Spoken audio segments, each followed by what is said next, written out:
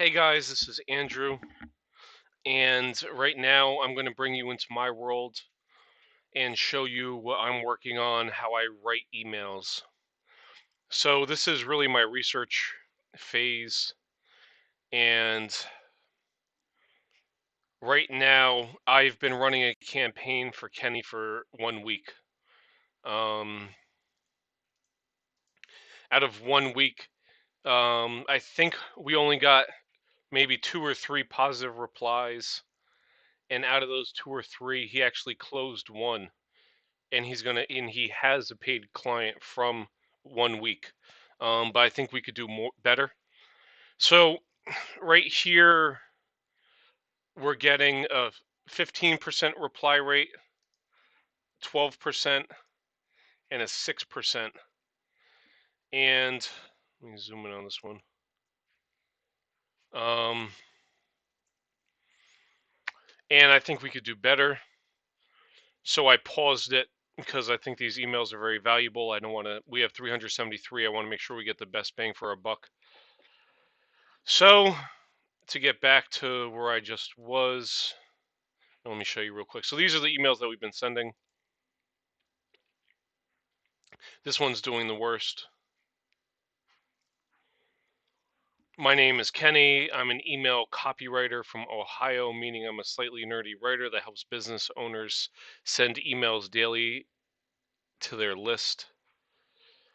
Emails that sell bucket loads of your products, services on the back end of your business. Is your email list making you enough money yet? Thank you. So this is really salesy, and I don't like writing salesy letters on the first email because we're trying to introduce ourselves and start a conversation. So I'm an email copywriter. My name is blank. No one cares what our name is. I'm an email copywriter, okay, and I'm also nerdy writer again, who helps business owners send daily emails to their list. What if we've actually had a person that says I don't want to send daily emails? So um emails that sell bucket loads is a trigger word that I don't like of your products and services on the back end of your business. So products slash services means that we don't know who you are. So it looks like a mass email. Products slash services, like we should know. We should know this. Why are we emailing them? It looks like a mass email on the back end of your business. Is your email list making you enough money yet? I think that's decent, this question. Here's the second one that we did. So this one only got like a 6% reply rate. This one got 12%, so exactly double. I came across, and this is me. I use this all the time. I came across your nutritional company on LinkedIn and decided to reach out. So now it's like, okay, I saw who you were, and this is why I'm reaching out to you. They don't care about my name, like in the first email I said the name. I'm actually very passionate about writing emails in this space, as I hope to have my own energy supplements and new tropics companies one day. So I wrote both of these. I didn't write this. I think he changed my sentence here. It's too long. It's so say that you open this email. I came across you on LinkedIn, so I reach out. Okay, great. I'm very passionate, and I also hope to have my own energy supplements new tropics company one day. So this is building commonality. We have something in common. I was wondering if you were taking full advantage of the email list you may have. I love to write emails for your company. See, it's too long. My whole thing is I want to be able to skim it. Like it's like going into a pitch. So like the first part was cool. Okay, this is how I found you. We actually have something in common, hence I'm reaching out to you. And then it's a bit pitchy.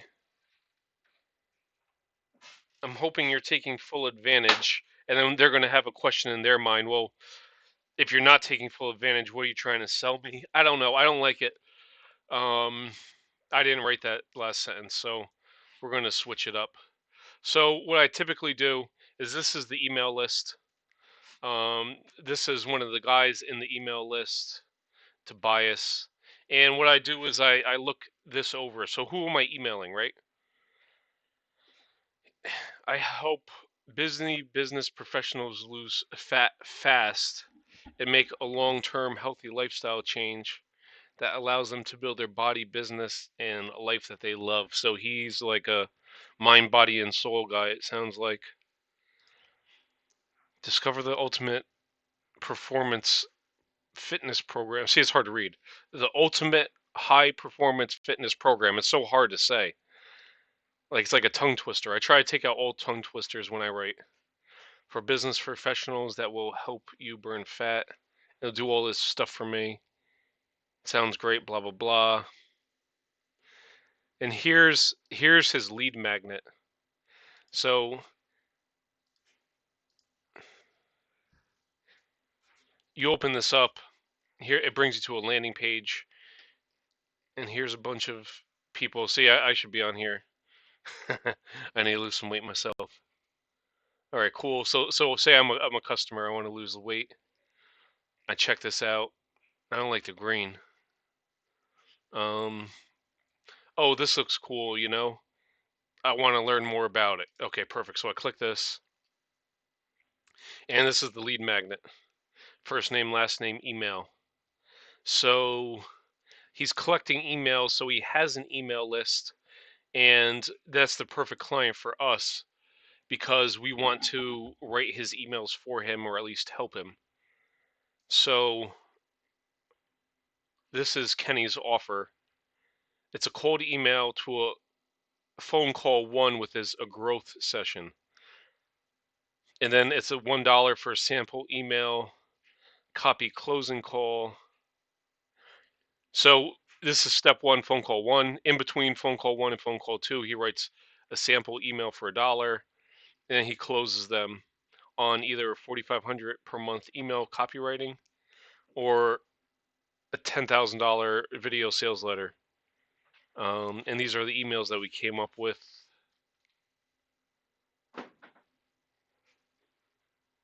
I didn't come up with these were him. So now we're going to switch this. So I don't like the direction that we were going on this first week. I think that it's a bit salesy. I think that I want to focus more on audit. I want to, like, even in here, he says that he wants to have a growth session. So right now, I want to write down some bullet points. I want to focus on audit your current campaign. Um,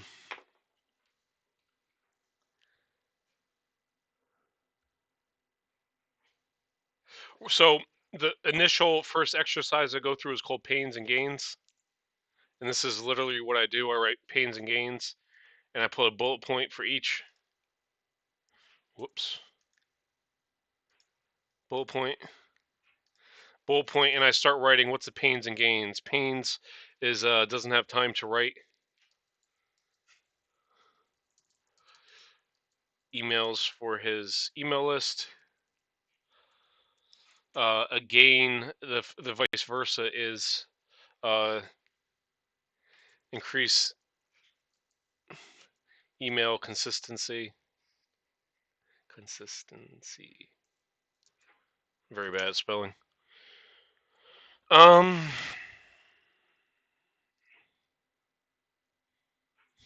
Not making money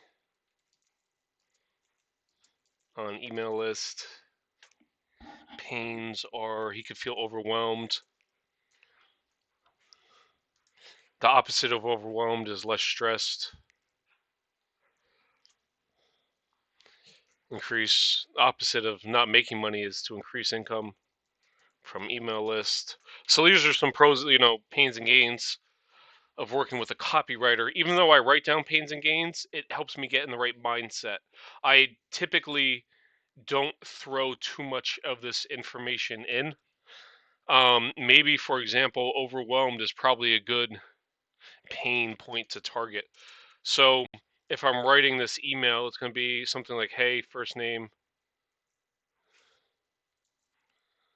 Um, I'm gonna steal the same line that I wrote previously, the first two.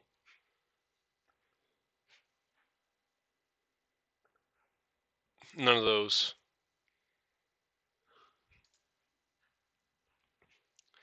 This is my favorite so far. So I'm actually just gonna steal this and use it here. So this is like my after week one tweak, you know. I came across your company. I think this part's great. And my last sentence is gonna be, I need to have a direct question at the end. And I think it's going to be something along the lines of,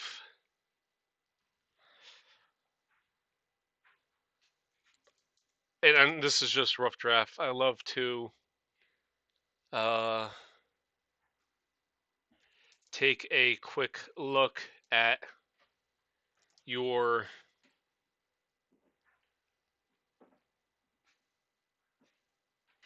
email campaigns to see if there is any room for improvement. Maybe put a question mark at the end.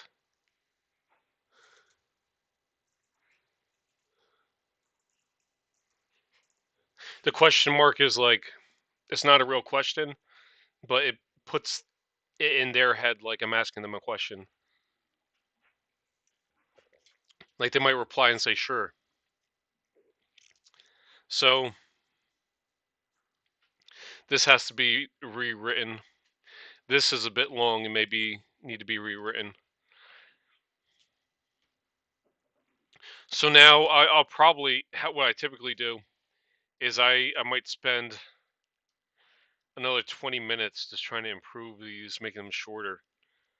And then I'll sleep on it overnight, and then tomorrow morning I'll come back and read it again with a fresh set of eyes, and still look for more ways to cut it down. Copywriting is really taking out as much as possible. It wants to be. My goal is to be as minimalist as possible. I'm actually very passionate. See, actually doesn't have to be there. I'm very passionate about writing email sequences in the space. Sequence. What is a sequence? Someone might not know what a sequence is. I'm very passionate about writing email sequences in this space. So I want to break this up. I'm focusing on this right now. I'm very passionate about writing email sequences in this space. I'm very passionate about writing emails in this space.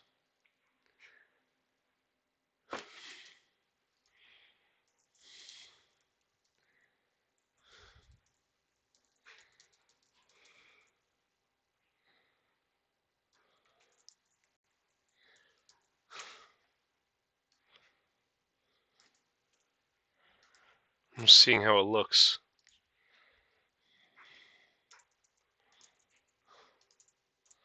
Just trying to compare these two. Very passionate about writing email sequences in this space. I'm very passionate about writing emails in this space. Yeah, see, that doesn't make sense. Emails. So I think I need to keep sequences. Our goal is to write. He wants to send 20. He write 20 emails a month, at least 20 for their clients. So I think email sequences, like, what is? I'm very passionate about writing emails in this space. That can mean like 100 different things. So I'm actually taking back my statement. I don't think a lot of people know what sequences means, but if they do, they'll be higher qualified if they reply. Um, hmm. Very passionate about writing email sequences in this space, as I hope to have my own energy supplements. Supplement or supplements? Supplements. Supplement. Supplement. Nootropics company one day. I'm very passionate about writing emails in this space.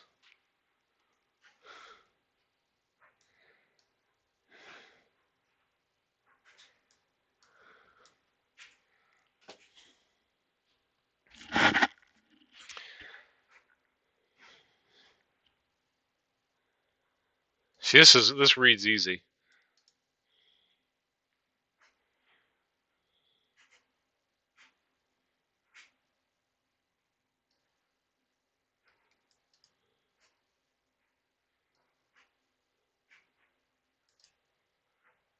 My only fear with this is some sort of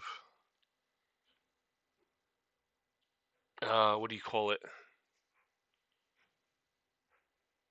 Where there's competition between each other. They might think that we're going to steal the email list. Forget what there's a legal terminology for that. Very passionate about writing email sequences in this space, as I hope to have my own energy supplement tropics company one day. I mean, it reads pretty good.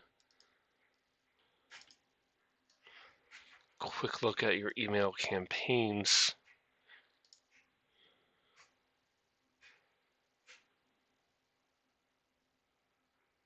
See, this is so open-ended. I really like this email. It's so open-ended. Open-ended is going to get you a lot more replies than... You see this? This is so salesy. But the people that reply to this are going to be more motivated.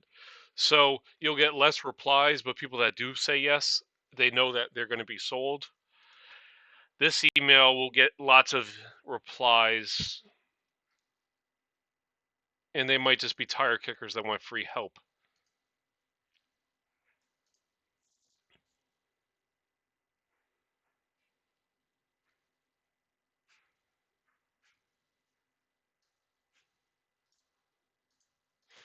I'm thinking to myself, what if they don't have an email campaign?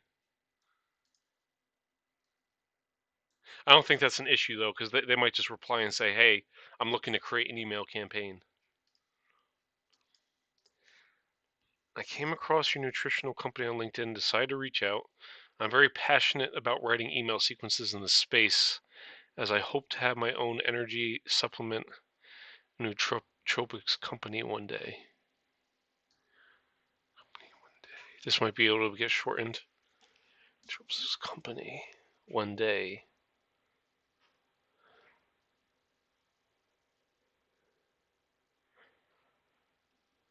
I'm very passionate about writing email sequences in this space, as I hope to have my own energy supplement nootropics company one day. I think it's good. I don't even think we need this. I'm not sure if that's proper grammar, but the comma helps break it up visually, even if it's improper grammar. That's why I like it there. It's two separate thoughts, and I'm breaking it up with a comma, even if it's improper grammar. I love to take a quick look at your email campaigns to see if there's any room for improvement.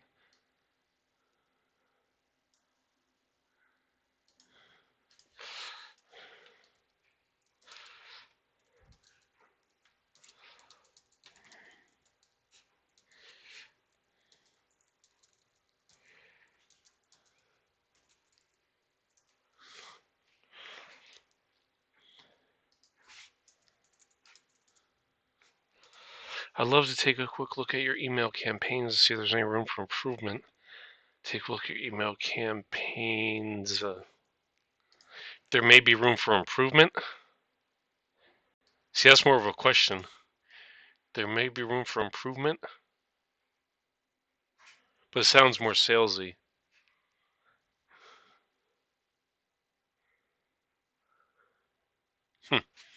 That's something I would actually do a split test on.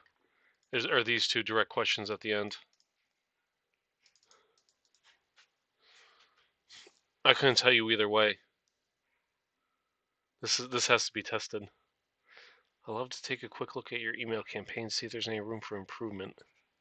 I love to take a quick look at your email campaigns. There may be room for improvement. This sounds just positive to me. This is more like a thought. This is, yeah, see, like this is more like a thought, and this is more of like a statement. So, should I have a thought or a statement?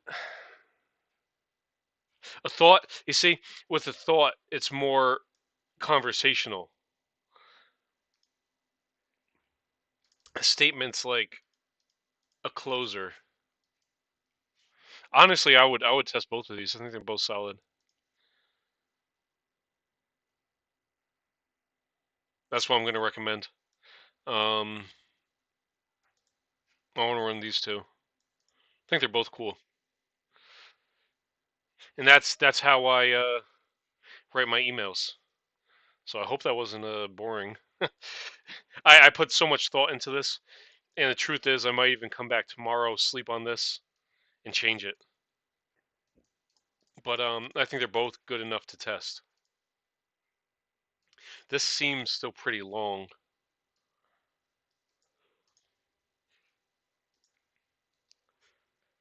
but it reads easy, and that's my whole thing. It reads easy. Like if we pick up another one of these, I want to try to find one that doesn't read easy. You see, if we could count how many thoughts there are, it's I found you, I'm passionate, I want to own a business, I want to take a look. Let me write this down just so you could understand. Um, I'm trying to make the bullet points as little as possible. So this one is I found you on blank is one statement. The second statement is passionate about writing, want to have supplement business company.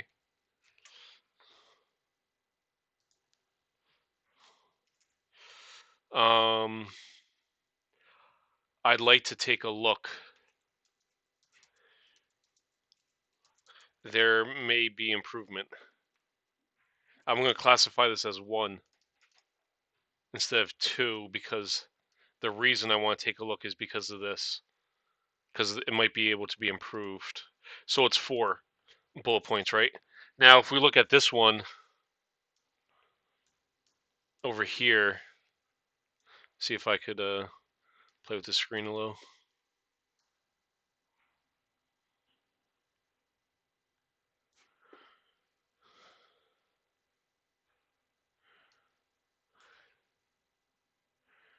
All right, sorry about that. So now this one, let's count the bullet points. It just, and I might be wrong, but it just looks like a lot. My name is blank. I'm a copywriter from Ohio. I'm a nerdy writer. I'm going to add another line because this is so long. I'm a nerdy writer, and I also help business owners send daily emails to their list. See, that's such a long thought.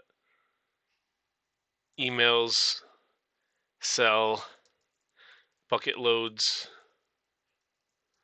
of products. See, it's so long. Products, services on the back end of your business. Is your list making you money? It's a lot of thoughts, and these are like run-on thoughts. Like I have one run-on thought. I'm counting this as two thoughts. You could count this as a run-on thought, but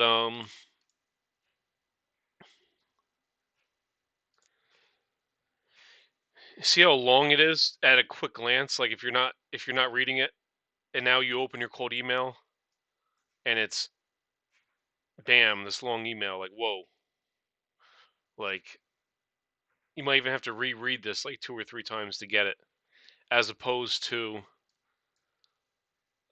something like this,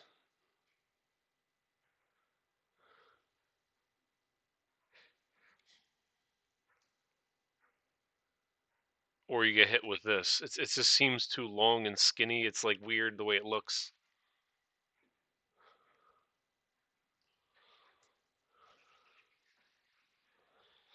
See, I have 4 versus the 6. It's not to the point. I'm trying to make it concise. So, oh, and this, and even I'm sorry, I made a mistake. So I'm gonna remove this. So this is what the email looks like. It's only one. I had double. I forgot. So here's this one versus this. It's this one, two, three little sentences here, and it'll be double spaced, so it'll look like this. This is what it'll look like.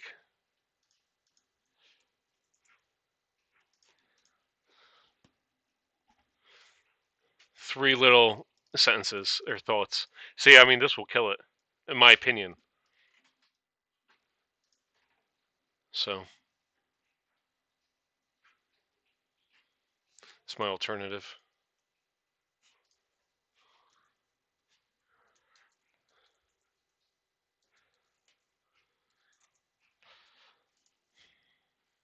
And now I'm good to go. Um, I'm going to split test this since we have 3 different sending accounts we're using. And a week later, or even maybe 3 days later, I'm going to take a look to see if one or the other is doing better. If not one or the other is doing better for in 1 week, I'm just going to let it run for 2 or 3 weeks until who knows what, until there's some more data that allows us to make educated decisions. So this is my long and boring process that I'm using on this campaign. I'll make another campaign from scratch, but this campaign's is really a tweak. Um, and just to give you some stats, if I didn't already, he already closed a client in a week of sending. What happened was I started 11 days ago and I paused it after 5 business days. So we already got a client on this campaign. I'm very proud of that. So after sending 300 emails, say it's 360 emails, we got a client. So thanks for watching, guys.